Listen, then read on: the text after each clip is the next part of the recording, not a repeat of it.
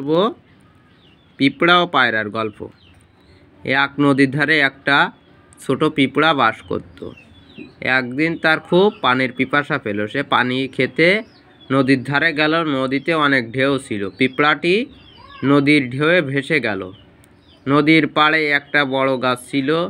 সেই গাছে একটা বড় পায়রা বাস করত।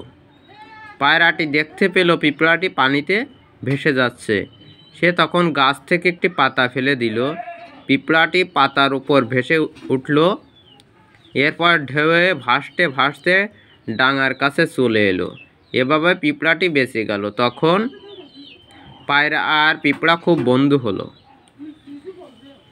একদিন পিঁপড়াটি দেখলো গাছের নিচে একজন লোক দাঁড়িয়ে আছে।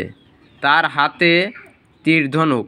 লোকটা তীর-ধনুক দিয়ে পায়রাটিকে মারতে গেল। তখন পিঁপড়াটি লোকটার পায়ে অনেক জোরে কামড় দিল। লোকটা পায়ের ব্যথায় উ উ করতে লাগলো। তখন লোকটার ধনুক থেকে তীর ছুটে গেল, কিন্তু তীরটা পায়রার গায়ে লাগলো না। তীরটা গিয়ে গাছের ডালে লাগলো। পায়রাটির সাথে সাথে উড়ে গেল। এভাবে একটা ছোট পিঁপড়া একটা বড় পায়রার জীবন বাঁচালো।